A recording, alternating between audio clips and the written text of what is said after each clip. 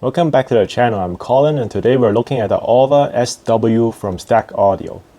These are specialized isolators designed specifically for subwoofers.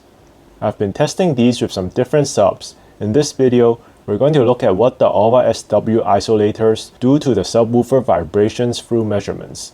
And I'll also be providing my subjective thoughts on how they change the sound of my system. Let's check out what the AUVA SW comes with. So this is the box of the AUVA SW. It comes in a blue colored box.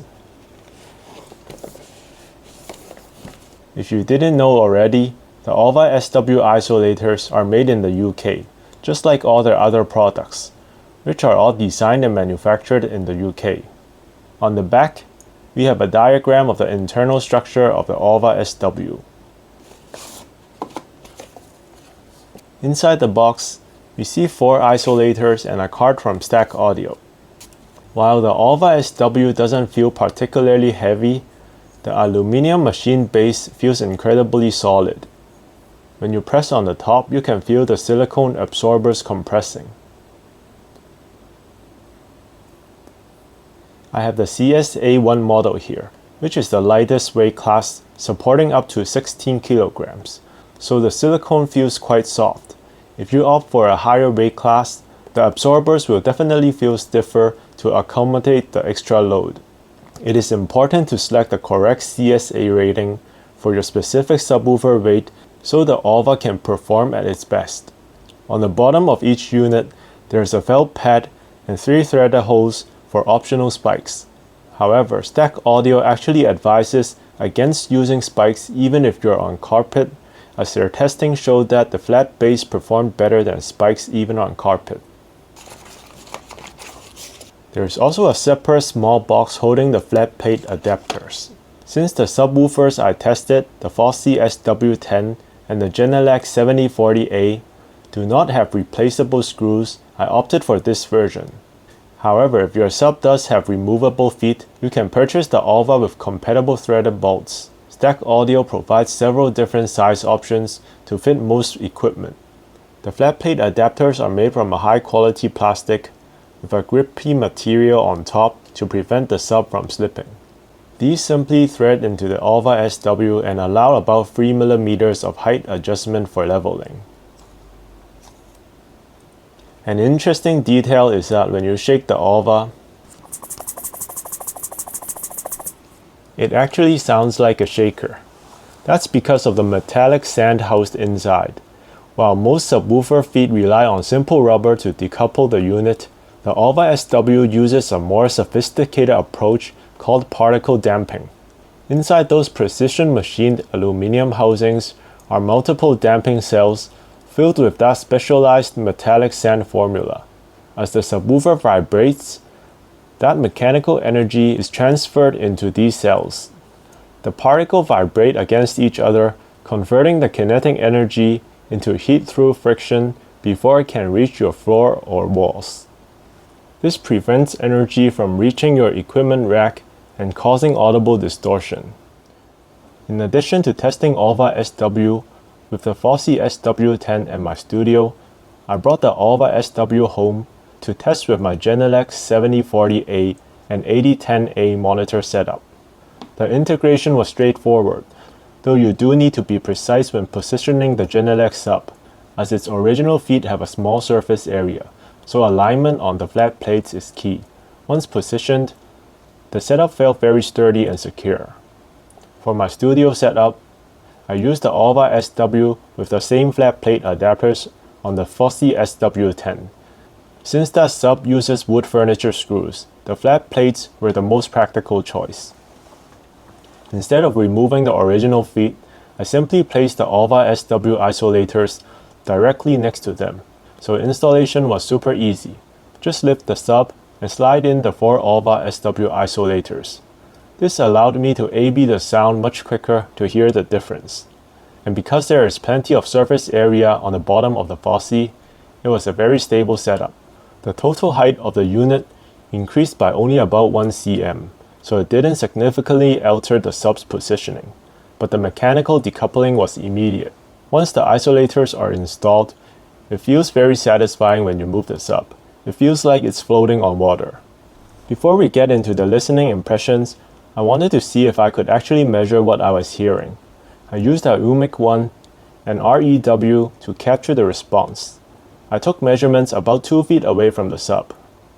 Now if you just look at the standard frequency response graph with and without the AUVA SW, the lines are virtually identical. But that's to be expected, as the AUVAs are supposed to reduce sounds that are lingering in the room and not change the sound of the sub itself. When you look at the waterfall plot though, the difference is quite surprising. Without the AUVAs, you can see these peaks between 40 and 80 Hz lingering for 500 milliseconds or more. That's the floor and walls literally vibrating along with the sub. When I swapped in the AUVA SW, those peaks essentially dropped off.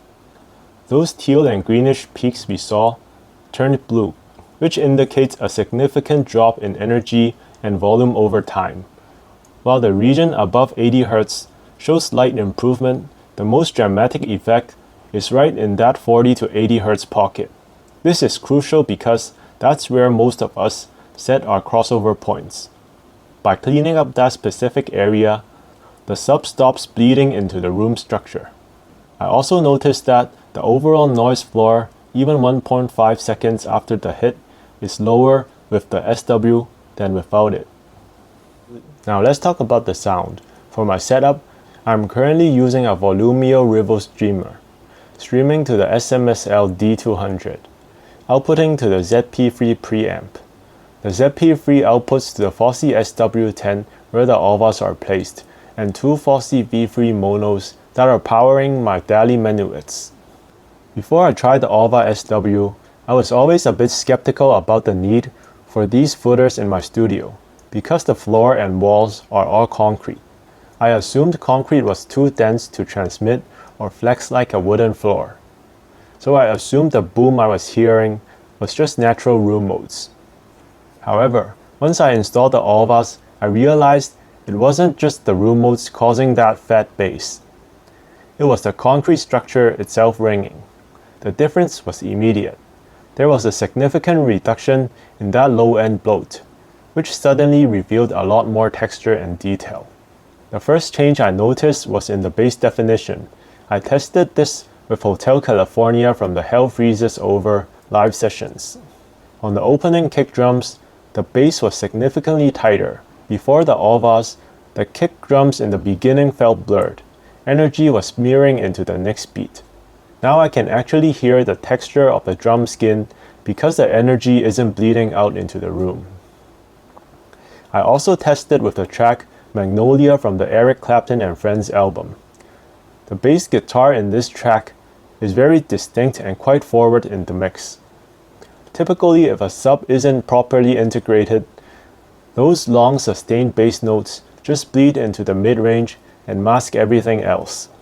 With the AUVAs installed, the bass guitar immediately sounded cleaner, and the vocals and background guitars, which used to get masked by the heavy bass lines, were immediately more clear to me. The overall soundstage depth also opened up, giving the entire mix some more space to breathe without the bass and drums overpowering the mix. Ultimately, the bass in my system sounded much more immediate and had more definition after installing the AUVA. Of course, there will still be room modes when a certain frequency hits, but the AUVA SW reduced a lot of structural ringing that I didn't know was there before. If you have spent hours adjusting and moving your subwoofer and still haven't found the perfect integration, I highly recommend giving the AUVA SW a try. These are a simple and effective upgrade. The moment you place your sub on them, the improvement in clarity is immediately detectable. You effectively hear more of the driver and less of the room ringing. While the difference was obvious on my concrete floors, I imagine it would be even more dramatic on a wooden structure. The best part is that Stack Audio offers a 60-day trial policy. You can test these in your own space with your own gear. And if they don't work for you, they even cover the return shipping. It's a completely risk-free way to find out if structural ringing is what's holding your system back. That brings us to the end of the review. Thank you very much for watching.